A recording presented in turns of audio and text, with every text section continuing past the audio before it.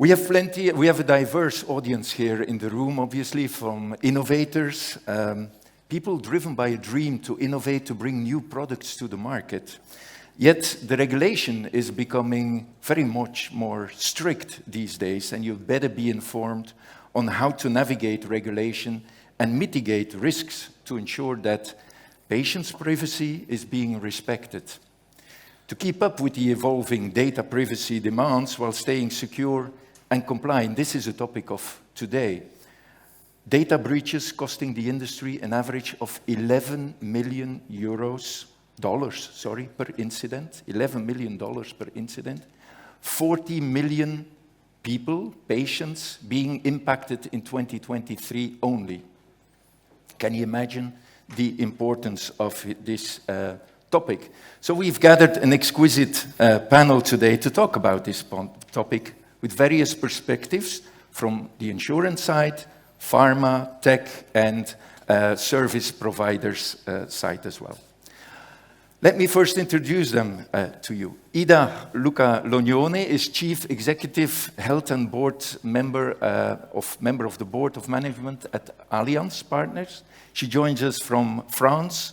She's an experienced Chief Executive Officer and Board Director with an extensive career in insurance industry, skilled in international business development, strategic planning, and leadership in global companies. She worked in Europe, in Asia Pacific, in EMEA. She was head of strategy and innovation, and since 2020, CEO of the International Health Division at Allianz. Welcome, Ida. Rowan joins us from London. He's head of regulatory affairs advisory at NNIT, a highly organized regulatory affairs and quality consultant with an extensive experience in bringing new products to the market through effective regulatory and quality strategies, process designs, and management. He has an impressive career in pharma, having worked in regulatory departments at Pfizer, J&J, AbbVie, and GSK, and now supporting pharma companies. If you need a market access and scale-up strategy, Rowan is your man. Next to him, Jovan, Stevovic, CEO of Chino.io. You live in Berlin, but your career started in academia in Italy, at the University of Trento, where he obtained his PhD years ago already in designing electronic health record systems.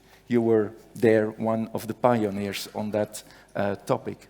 You've been active in many startups. You created Chino.io 10 years ago, and with these 22 collaborators, they help innovative companies to solve issues. He promises to make data protection simple, and he just recently launched a new platform, and he will talk about that today. But first question to all of you. What's your stake in data privacy, and why were you so enthusiastic to join this panel? Jovan? Thank you, Stefaan. Nice to have you here. Thanks for the invitation. Started, as you said, with PhD in computer science in Trento, when I saw that all innovation in healthcare happens slowly due to several reasons, some administrative, some business, but also privacy and security. It was a big concern, and so as a wannabe entrepreneur, I wanted to solve this issue. And from 2018, we saw that with GDPR, there was a really lack of knowledge. Many startups were struggling. So we started delivering consulting, delivering knowledge, but with an engineering approach to try to optimize. So I'm every day waking up and trying to make this more simpler for startups and companies innovating in digital health. So that's the mission. Super, excellent. Rowan, it's a bit a similar story for you? A little bit, and I'll say thank you for a very complimentary introduction. So part of the reason that I'm passionate about it, and probably the main reason, is exactly the numbers that you mentioned. So I specialize in bringing new products to market and, as I say, keeping them on the market. That's both within pharma, but more pertinent to this audience, medical devices. Obviously, there's a lot of startups here. $10 million will wipe out a company. So it's not just a nice to have, it's fundamental for keeping your company going and your product on the market. So for me, it's I'm passionate about it because it's not just about regulatory compliance, it's about people's livelihoods, it's their companies, and then it's also patients. So it's, you know, it's more than just a single data issue, it's people's lives. Mm-hmm. Yeah, people's lives, and that's obviously insurance then, Ida. What's the stake for Allianz in privacy and your personal stake? But Allianz, especially in health insurance, you can imagine that we deal with a lot of data. So I would say by nature of our industry, data protection, it's actually the base of what we do. So we have a lot of regulatory environments, so we have to comply with. But I would echo, as Rowan is saying, we have a place in the society. We have to make sure that what we do is ethical and protects the consumer or individuals. So as a payer, as I'm called here in this, in this group of participants, I think for me the interest is to share and to understand together how we actually all integrate this topic, because of course we all are part of a value chain, as we say, and I think it's a big topic. How do we protect everyone whenever we work together, startups with the larger companies? Yeah, and that value chain that is so important, that obviously every chain in the value chain is being compliant as well. There has been quite some changes in the regulation recently, Ida. Can you just sum up from your insurance perspective, what are the main changes that have happened in the last couple of years? So for us, and it's true that, let's say, financial institutions have got quite a lot of regulations, and for the good reasons, surely. So I would just mention three. The one which is for everybody, because we are in Europe, is GDPR, which of course is now the obvious thing, but we spend a lot of time, all of us, and we still have to make sure that everything is really compliant with this. But there are two others which are very specific as well. One is really specific for us, it's DORA, so for some maybe not really known. This is really for the financial institutions, which is the Digital Operational Resilience Act, and it starts to be implemented from the first, let's say, January 2025. It's quite an extensive topic about everything around cybersecurity, because we in financial institutions, we work with all the data. So there is how do we protect, how we test, how do we work with outsourcers who are providing to us. So not only IT, but any one of you who is providing digital health to us, the same. So it's a really large topic, very costly, because we are a global company. So I have to, even if it's European based, I have to deliver this to all my entities worldwide. And the last one, for some of you, surely you know, it's the AI Act, which just also we started to implement, discuss from, I would say, August this year, and it should come into certain stage already in August next year, and then we have time. But I think this part is extremely important, because it's all about how we use data securely and ethically, but at the same time, we push the innovation which AI is providing us. Mm-hmm. Mm-hmm. Yeah, so a lot of changes that are upcoming, and a lot of red tape, a lot of additional administrative burden, so you better prepared as well. Rowan, that's really what you said also in the pre-interview that we had. Companies should start really early to think about what they're going to do with the data. Yeah.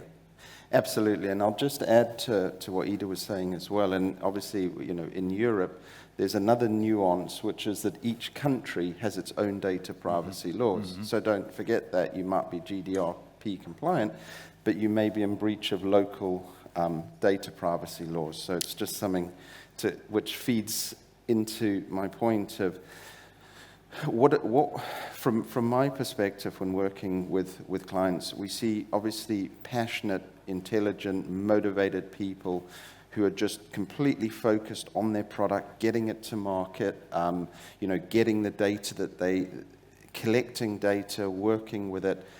But where the problems start coming in is if there isn't a data management plan. So that needs to be, and it's not something that people find particularly interesting. You're interested in your innovation, your new product, and what you can do with it. But you have to have that data management and security plan from the beginning. And you also need to have the right data, don't collect everything, but that plan from the beginning, as well as the other place where I see a lot of problems for companies is that they don't have a plan, but then they try and develop one themselves. There's professional organizations out there who deal with data security, data movement, data storage, and they will look after your data a lot better than you will, a lot more cheaply, and also, for EDA as well, they will take on the risk of that data breach. So it will de-risk that data for you. Mm-hmm. So that's my top advice for companies. Yeah, and important as well, it's not only when you transfer really at the end of a project, for instance, the data, but it's already when you're collecting, if you have decentralized clinical trials, for instance? Absolutely, and that's a perfect example, and I'm sure we've all read in the news about some of the very large companies who've actually had trials that have been stopped because they've breached local data laws. Mm-hmm. And it's not, these are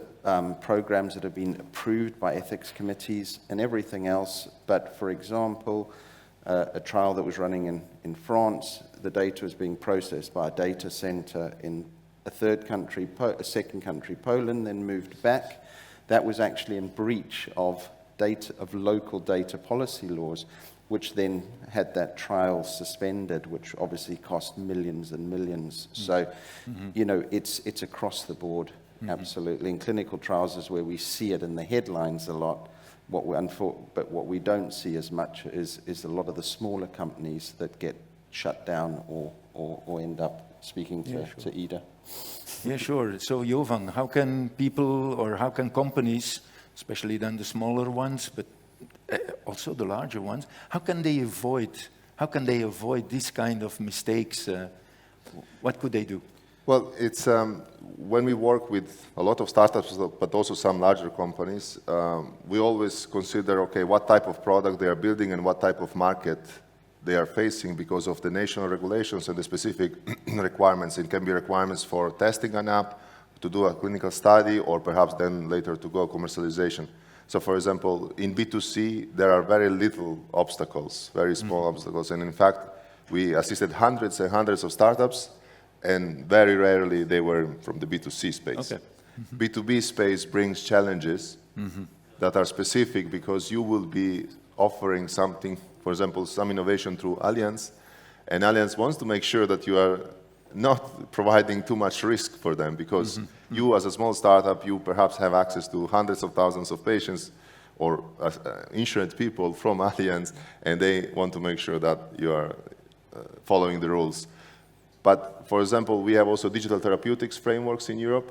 Currently, I'm mentoring and assisting several startups in DTX roadmaps, and those are super regulated because national bodies introduce specific certifications, huge burden for startups, too much, but that's how it is. For example, in Germany and France, we have great frameworks, great opportunity for startups to get monetized their innovation, but it's a super huge burden to go through the regulatory. So to sum up, it's always important to understand what type of innovation, what type of market, and define a roadmap and do it step by step, because one thing that you don't want to do for sure is overwhelm a startup or an innovative project with too much work on compliance also. Yeah, absolutely. Important as well is not to collect too much data, right? Rowan, you also said like... Absolutely. Proportionality is the key, and that comes back a little bit to what Jovan was saying as well, is don't just collect everything because it's interesting and you might want to use it at some point, because you then still have to, even if you're not using it, you still have to protect that data. It still has to be secure. It still has to be maintained according to the rules and regulations, which again is a costly, burdensome process. So collect what you need and don't collect any more than you don't need, because you will end up having to look after it, which will cost you. I see you nodding, Ida. That's also very important for you to decide whether you're going to protect the deal, whether you're going to be involved in a deal? I think it's extremely important. So as an insurer, you by nature already use these principles. So for example, we are an international insurer, so it's even worse, because I'm not only regulated by European different laws, which I mentioned, on data privacy, but I can have also Singaporean data privacy, which is even stricter than the one which is already very strict with the European one. So for us, and we save, I would say, as you said, life of people, because we are providing medical insurance protection worldwide. So we have to share data for the individuals who is in Singapore, and we are transferring him to UK for a surgery. So there's a lot of data sharing. So it's about access rights. So only certain people have right to access the data concerning to function, to do something. Second is the minimization of the data. So a certain set of data can only be used. And we have the power to storage them, but it's the question of risk. More you expose the data to the risk, so we have to think about it. And the last, of course, there is a lot of data awareness because the breaches have to be very rapidly reported to the regulators. There are high fines. So the plea as well is that the startups have to understand that we have to report on these breaches, and we need you as well to work with us whenever something happens. And you were talking about the medical devices, which is a very important part for us. That's why I'm here. You know, we are very interested to implement anything which is, you know, symptom checking, whatever type of, I would say, AI-powered digital health devices. But they also have this feature of data, health data, which flow through. And again, you have to make sure that we have all the points actually secured in terms of access into where do we storage the data, how long, etc. Very important points. Yeah, and also an important burden then on your own organization, basically, because you have now all these TPRM, third-party risk management processes that have to be in place. I mean, talking from a multinational company, the same. And people don't always understand, our own people don't always understand why we need now a long, burdensome list of questions. And perhaps the clients may not only, may also have that question, like, why do you ask so many questions? Yeah, just maybe one pledge again, you know, it's not because we are a large multinational company that we do it on purpose to be, I'd say, annoying to the startups, etc. There are two topics. One is effectively, we are systemic companies which are extremely under scrutiny of the regulators. We are dealing with a huge amount of data and consumers. So we are the ones who have to protect their data. And then the third, there is, I would say, a huge cost behind that, as you were mentioning, either because there is a breach, and then but also to put in place all these securities. So we do it diligently because it's a huge endeavor, I would say. Okay. And Jovan, you just launched a new platform a couple of days ago. Was very timely for this conference. Could that platform help companies in avoiding those breaches and just assisting them in being compliant?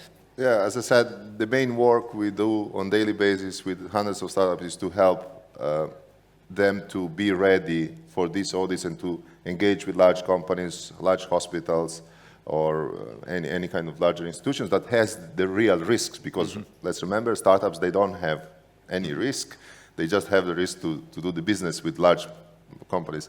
And we at Chino, as I said, you know, we would like to be innovative. We would like to be as efficient as possible. So AI is here to help us, and we need to embrace it. And AI is going to disrupt the regulatory space, regulatory burden space, because it's about laws. Laws are a bit abstract, but can be encoded. AI is great at understanding this. And with some help, with some customization, we will be able to help companies really to lower the burden, lower the costs of this work, and to comply with all necessary regulations and reply professionally to all the questions that are coming from their customers. Not cheating, of course, as many use cases are happening with people passing tests and getting hired by cheating with AI. No, Okay. but in a correct way, with platforms, this will be the future. Yeah. Okay, and then last word for Rowan and Ida as well, because time is up. Rowan, AI, artificial intelligence, disruptive? Massively, I think, but also with time. You know, I don't think it's going to, certainly in data security, I think where it's going to, and where it's really going to help us, as Jovan mentioned, with being able to interpret the regulations, you know, and support companies for interpreting the regulations is where I think it's going to be a real aid to companies. Okay. For us, it's a totally transformative, I have to say. It's in claims, because of course it's powered by the AI systems. It's in the underwriting, for those who know what it is in insurance, because it's all about the data and then getting it really right. And then it's all about, you know, the customer facing. We have chatbots, we have all these things. It has to be transparently said to the consumers, but it's a great innovation. Super. Well, a great way to end this panel. Thank you so much, Ida, Rowan, and Jovan, for sharing your thoughts.